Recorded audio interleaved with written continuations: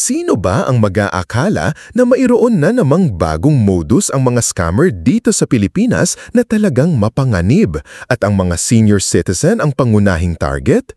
Ginagamit ng mga scammer ang isang paraan na napakatuso kaya't marami sa mga biktima linggo na ang nakalipas bago nila napansin na naloko na pala sila. Ang modus na ito ay tinatawag na ghost tab trick o parang multo na naninipsip ng pera mula sa iyong credit card nang hindi mo namamalayan. Lalong-lalo na ang mga senior citizen na nasa edad 60 hanggang 80 ang naaapektuhan dahil madalas silang mapaniwalain at hindi masyadong komportable o sigurado pagdating sa digital na mundo. At dito napapasok ang panganib. Isang saglitang pagdikit lang ng isang hindi halatang device, ilang segundo lamang at kayang kumuha ng pera mula sa iyong account ang mga kriminal kahit hindi mo man lang ibinabaon o iniwan ang iyong card. Sa videong ito, ibubunyag natin ang 5 sa pinakabagong mga variant ng modus na ito na mabilis na kumakalat sa Pilipinas ngayon. Ipapakita natin kung paano ito ginagawa ng mga scammer, ang mga totoong kwento ng mga biktima, at pinakamahalaga kung paano mo maproprotektahan ang iyong sarili at ang iyong pamilya. Maghintay hanggang sa dulo sapagkat ang kaalamang ito ay maaaring makaiwas sa iyo sa malaking pinsalang pinansyal. Unang gawain ang ghost tab sa palengke o supermarket, ang hindi namamalayang pagkakaltas habang nagbabayad. Ang pinakakaraniwang anyo ng bagong modus na ito ay nagsisimula sa lugar na hindi mo inaasahan, sa ordinaryong pamimili sa palengke o supermarket. Ang mga senior citizen na gumagamit ng kanilang credit card o debit card ay tinutuktukan ng masama habang nagbabayad. Ang mga scammer ay madalas na nakatayo ilang metro lamang ang layo, kunwari ay abala sa kanilang sariling pamimili. Pero ang totoo, may hawak silang isang espesyal na reader na nakakubli sa loob ng bag o sa ilalim ng jacket.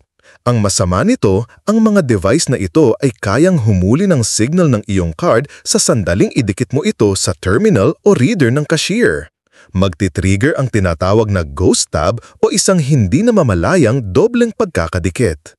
Habang normal at tama ang nangyayaring transaction sa cashier, ang nakatagong device ay nakakarehistro rin ng bahagi ng iyong data at nagsisimula ng pangalawang pagkakaltas. Para sa mga biktima, halos hindi ito mapapansin. Nakasulat sa resibo ang tamang halaga. Ibabalik sa iyo ang card ng normal at waring walang kahina-hinala. Ngunit pagkalipas ng ilang linggo, may lumilitaw na mga hindi kilalang charges sa iyong billing statement. Kadalasan ay maliliit na halaga lamang, mga nasa 500 hanggang 3,000 pesos. Ito mismo ang nagpapanganib sa modus na ito. Maraming senior citizen ang hindi napapansin ang maliliit na charges na ito. Inaakala nilang mga ordinaryong gastos ang nila o nagkamali lang ang bangko. Isang partikular na nakakadurog puso na halimbawa ay ang kaso ni Aling Rosa, 78 taong gulang mula sa Maynila. Regular niyang ginagamit ang kanyang credit card sa maliliit na pamimili. Pagkalipas ng ilang linggo, nalaman ng kanyang anak na may nawawalang halos 10,000 pesos na nabubuo mula sa 12-12 maliliit na pagkakaltas. Ni hindi napansin ni Aling Rosa ang mga ito. Akala ko hindi lang talaga akong maingat, kwento niya. Pagkatapos ng masusing pagsusuri, doon lang nalaman na biktima na pala siya ng ghost tab trick. Sinasadya ng mga scammer na maging diskreto. Alam nilang hindi araw-araw nagche-check ng kanilang account statement ang mga senior o nahihirapan sila sa online banking. Ang maliliit na halaga ay hindi agad napapansin hanggang sa makaipon na ito at maging malaking halaga. At pag napansin na ng biktima, huli na ang lahat para maibalik ang pera ng buo. Sa aspetong pangsikolohiya, nakakasira ng loob ang modus na ito. Maraming matatanda ang nakakaramdam ng kawalan ng pag-asa at kahiyaan pagkatapos ng ganitong pangyayari. Paano ako naging sobrang careless? Tanong nila sa sarili. Ngunit ang totoo, hindi ito dahil sa kanilang pagiging careless, kundi dahil sa napaka-professional at technical na paraan ng mga scammer. Paano ka makakaiwas? Payo ng mga eksperto, kapag nagbabayad sa supermarket o tindahan, idikit ng mabuti ang iyong card sa terminal at agad na ilagay ulit sa pitaka. Mayroon ding mga espesyal na card sleeve o protector na nagsisilbing kalasag at pumipigil sa pag-scrum ng data. Dapat din na hinihikayat ang mga senior na regular na tingnan ang kanilang account statement. Mas mainam kung kasama ang isang kapamilya para mas mabilis na makita ang mga kahina-hinalang transaksyon. Ipinagtatanggol ng Ghost Tab sa palengke kung gaano kadaling abusuhin ng mga kriminal ang ating pang-araw-araw na gawain. Hindi ito dahil sa kapabayaan ng mga senior, kundi dahil sa kawalan ng konsensya ng mga scammer na gumagawa ng modus na ito. At dahil dyan, napakahalaga ng pagpapalanap ng kaalaman. Ang sinumang aware sa panganib na ito ay may kakayahang tumugon at protektahan ang kanyang sarili. Pangalawang gawain, ang Ghost Tab sa pampublikong transportasyon. Ang nakaw na data sa gitna ng pagkakasiksikan. Ang pangalawang paraan ng panloloko gamit ang Ghost Tab ay nangyayari sa mga lugar kung saan nagkakasiksikan ang mga tao. Sa mga bus, jeepney at tren, LRT, MRT. Ang mga senior citizen na gumagamit ng pampublikong transportasyon ang madalas na nagiging target dahil madalas nila itong dala ang kanilang bag, pitaka o wallet nang malapit sa katawan sa akala na ito ay ligtas. Ngunit ito mismo ang walang awa nilang pinagsasamantalahan. Ang mga kriminal ay may mga dadalang kagamitan na hindi halata at hindi mas malaki sa isang smartphone. Ang mga device na ito ay kayang magnakaw ng impormasyon mula sa mga card na may radio frequency, RFID, nang hindi dumidikit kahit na sa pamamagitan ng damit o bag. Ang kailangan lang nilang gawin ay tumayo ng sapat na malapit sa biktima. Isang maikling siksikan sa pag-akyat ng sasakyan o isang pagtutulakan sa loob ng punong tren at agad na naa-activate ang Ghost Tab. Ang pinakatuso, sinisiguro ng mga scammer na hindi sila halata. Kadalasan, itinatago nila ang kanilang kilos sa pamamagitan ng pagkunwari na kunin ang kanilang sariling cellphone o mag-text. Ngunit sa totoo lang, ang device ay inilalapit nila sa bag o bulsa ng biktima. Sa loob lang ng ilang segundo, maaaring maganap ang isang hindi otorisadong transaksyon. Kadalasan ay maliliit na halaga na hindi agad napapansin. Isang halimbawa nito ang kaso ni Mang Juan, 74 taong gulang mula sa Quezon City. Araw-araw siyang sumasakay ng MRT papunta sa palengke. Isang araw pagkatapos ng ilang linggo, napansin niya na may paulit-ulit na maliliit na bawas na 500 o 700 pesos sa kanyang bank statement. Hindi ko maalala na gumastos ako ng ganito, sabi niya na naguguluhan. Nang makipag-ugnayan sa kanyang bangko, doon niya nalaman na ang kanyang debit card ay biktima ng Ghost Tab scam sa gitna ng siksikan sa MRT. Ang modus na ito ay may dalawang malubhang epekto sa mga senior. Una, pinapalala nito ang hindi pagtitiwala at takot. Maraming matatanda ang nawawala ng kumpiyansa sa paggamit ng pampublikong transportasyon pagkatapos ng ganitong karanasan at iniiwasan na ito na nagdudulot naman ng social isolation. Pangalawa, nawawala ang pakiramdam ng kontrol. Akala mo ligtas ang iyong bag, ngunit sa totoo lang, isang millisecond na lang na malapit ka sa isang scammer ay maaaring mawala na ang iyong pera. Paano maiiwasan? Payo ng mga eksperto na gumamit ng tinatawag na RFID blocking wallet o card sleeve. Mura na lang ito ngayon at makakabili sa halos lahat ng mall at maaaring makabuluhang magpababa ng panganib. Makabubuti rin na huwag ilagay ang card ng walang proteksyon sa bulsa ng pantalon o jacket. Dapat ay lagi sa protective case. Isa pang mahalagang punto, dapat hikayatin ang mga senior na regular na tingnan ang kanilang bank statement. Hindi lang isang beses sa isang buwan, kung maaari ay linggo-linggo. Ang mga kahina-hinahang transaksyon, kahit na maliit, ay dapat agad na i-report sa bangko. Maaaring i-block ng mga bangko ang card at maiwasan ang karagdagang pinsala kung agad na naipaalam. Ang mga scammer ay sinasadya ang pag-target sa kamangmangan at pagtitiwala ng matatandang henerasyon. Alam nilang maraming senior sa pampublikong sasakyan ay magalang at mapagpasensya at hindi nagtatanong sa mga siksikan. Ngunit ang mismong mga sandaling iyon ang nagiging bitak nila. Ipinakikita ng ghost stand scam sa mga bus at tren na walang ligtas kung hindi handa. Para sa mga senior, ang dapat gawin ay manatiling alerto, gumamit ng mga pananggalang at huwag isipin na hindi ito mangyari sa akin. Ang pakiramdam na ligtas ka ay siya mismo ang pinagsasamantalahan ng mga manluloko. Kung nanonood ka pa rin ng video na ito at nakakatulong sa iyo ang mga impormasyong ito, paki-comment ng numero 2 sa ibaba para malaman kung nandito ka. At kung hindi ka pa nakasubscribe, inirerekomenda kong mag-subscribe ka at i-on ang bell notification para hindi mo makakaligtaan ang mga susunod na videos. Ang iyong suporta ay tumutulong sa amin na makagawa pa ng magagandang content para sa iyo. Ngayon, magpatuloy tayo. Pangatlong gawain. Ang Ghost Tab sa ATM kapag ang mabilisang pag-withdraw ay naging bangungot. Ang pangatlo at partikular na tusong paraan ng Ghost Tab ay nag-aabang sa lugar kung saan dapat pinakaligtas ang pakiramdam ng mga senior, sa Automated Teller Machine o ATM. Maraming matatanda ang mas gusto pang mag-withdraw ng pera mismo para masubaybayan ang kanilang gastos at magkaroon ng cash on hand. Ang ganitong bugali ang sinasamantala ng mga kriminal.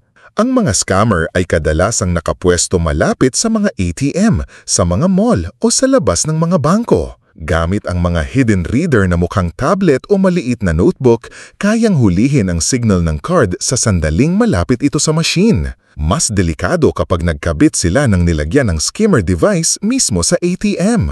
Ang mga device na ito ay napakagaling na nakakamuti, kaya kahit maingat na senior ay hindi madaling makita. Karaniwang ganito ang senaryo. Magwi-withdraw ang isang senior, isusupsok ang card, ilalagay ang PIN at gagawin ang normal na transaksyon. Habang ginagawa ito, aktibo ang nakatagong device na kumukuha ng datos ng kanyang card. Kapag isinabay sa Ghost Tab signal, sapat na ito para makagawa ng mga hindi otorisadong transaksyon. Minsan agad-agad, minsan naman ay ilang linggo pa bago gamitin. Isang partikular na malungkot na kaso ay ni Aling Rosa, 80 taong gulang mula sa Maynila. Regular siyang nagwi-withdraw ng kanyang pensyon sa ATM malapit sa kanyang bahay. Isang araw, napansin niya na may nawawalang halos 25,000 piso.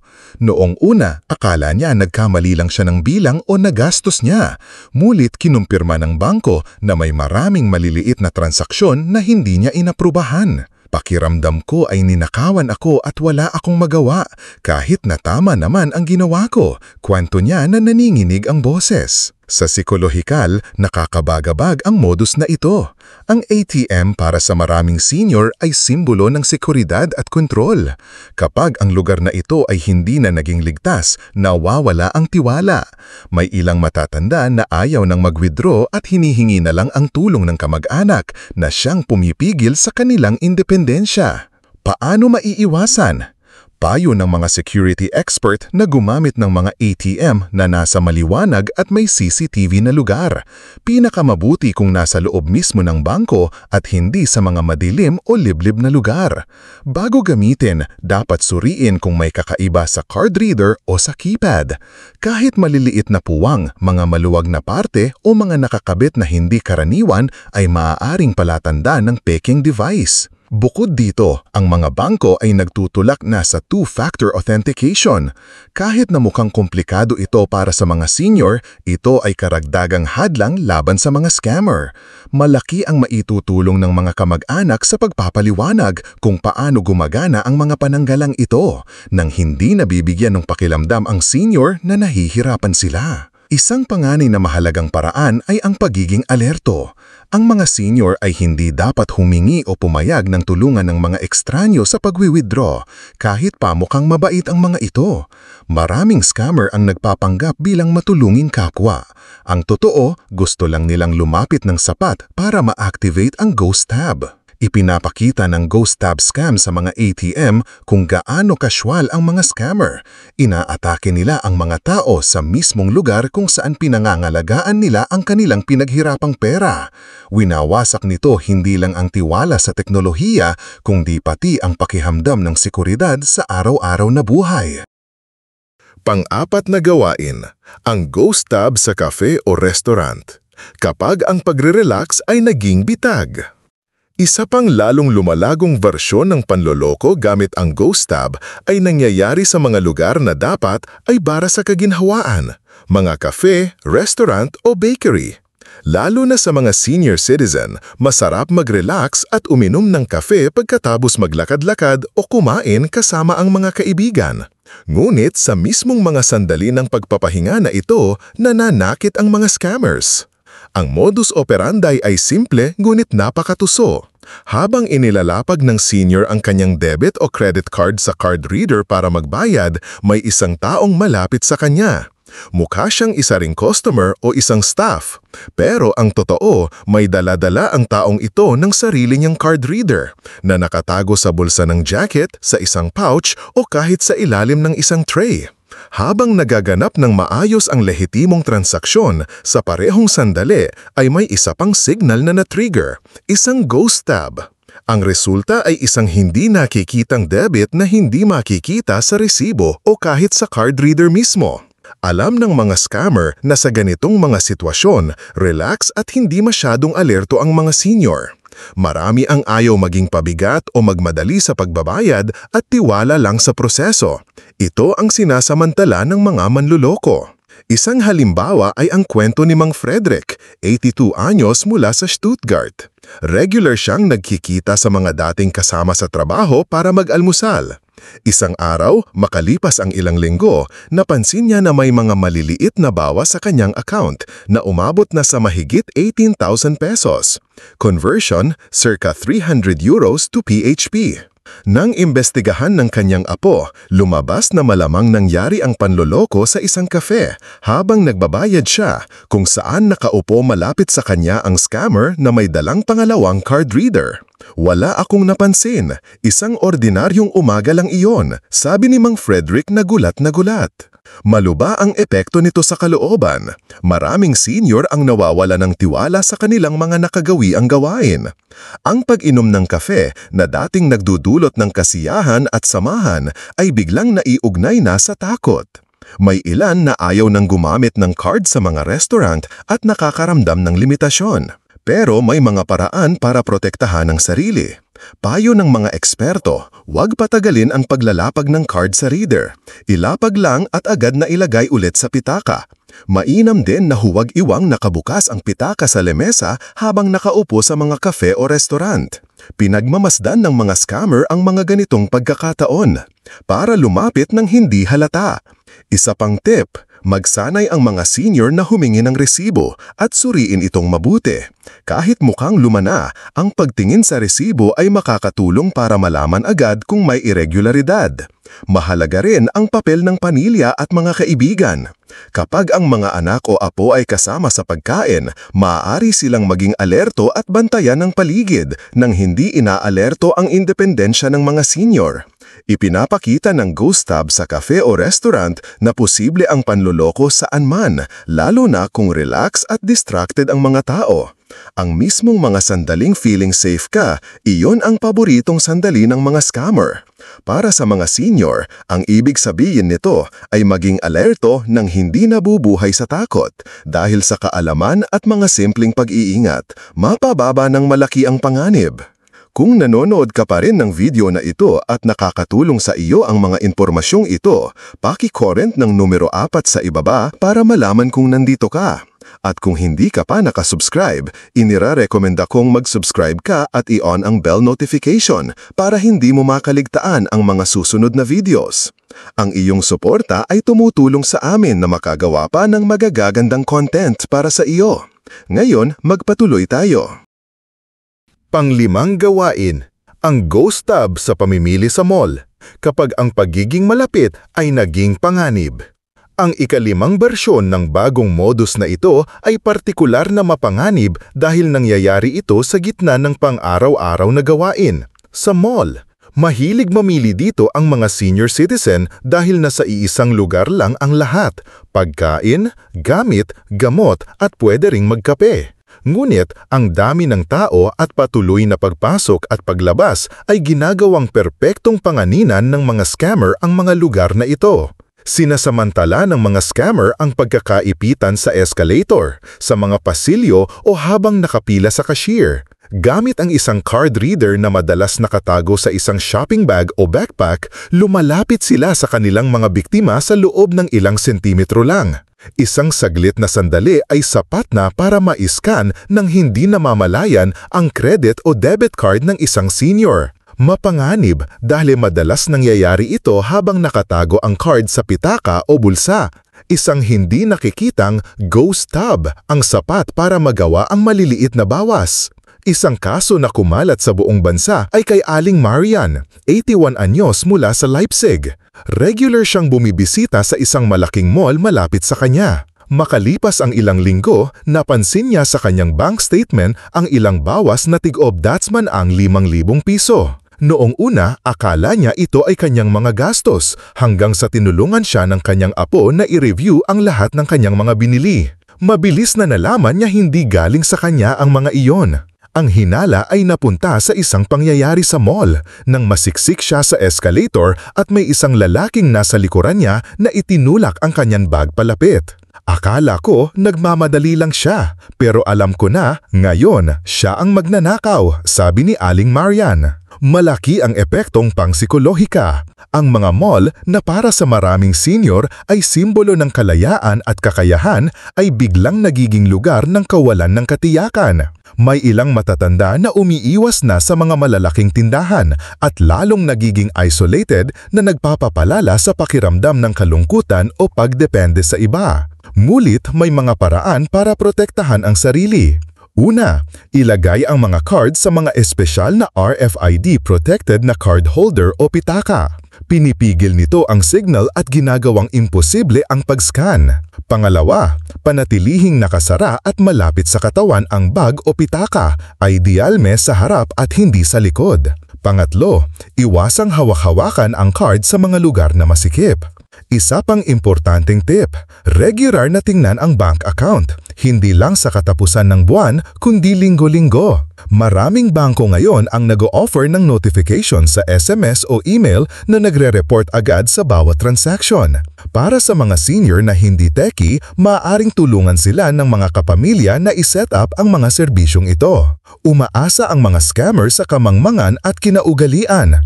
Alam nilang ang taong araw-araw gumagamit ng card hindi naman titignan ang statement sa bawat transaction. Kaya nga itong mga maliliit at hindi halatang bawas ang nagpapalaki ng pinsala. Kapag naipon na ang mga ito sa halagang libu-libong piso, sakalang malalaman ng mga biktima ang nangyari. Ang ghost tab sa mall ay patunay na pinag-aaralan ng mga kriminal ang mga pang-araw-araw na gawain ng mga nakatanda. Pinipili nila ang mga lugar na dapat ay ligtas para sa mga senior at ginagawa itong mga bitag. Ngunit ang kaalaman ay kapangyarihan. Ang nakakaalam ng modus na ito ay maaaring kumilos at pigilan ang mga scammer na magtagumpay. Pangwakas na kaisipan. Ang 5 bersyon ng panlolokong ghost tab ay nagpapakita kung gaano katuso at walang konsensya ang mga scammer ngayon. Lalong pinupuntirya ang mga senior citizen dahil madalas silang mapaniwala at may mga nakagawiyang gawain na madaling hulaan. Ngunit isang bagay ang malinaw, walang sinuman na walang panlaban. Gamit ang kaalaman, pagiging alerto at mga simpleng pag-iingat, maiiwasan mong maging biktima. Kung napanood mo ang video na ito hanggang sa dulo, ikaw ay kabilang sa mga taong nais maging handa at iyon ang pinakamahalaga. Mayroon ka na ngayong kaalaman para mas protektahan ang iyong sarili at ang iyong mga mahal sa buya. Mangyaring i-like ang video na ito, mag-subscribe sa aming channel at i-on ang notification bell para hindi ka makaligtaan ng mga importanteng impormasyon. I-share ang video sa iyong mga kaibigan at pamilya sapagkat ang pagpapalaganap ng kaalaman ang pinakamabisang panangga. At i-comment sa ibaba kung naranasan mo na ba ang mga kahina-hinalang bawas sa iyong account. Nababasa namin ang bawat mensahe at masayang sasagutin. Maraming salamat sa iyong pagtuon hanggang sa dulo. Manatiling alerto, manatiling higtas at hanggang sa susunod na video.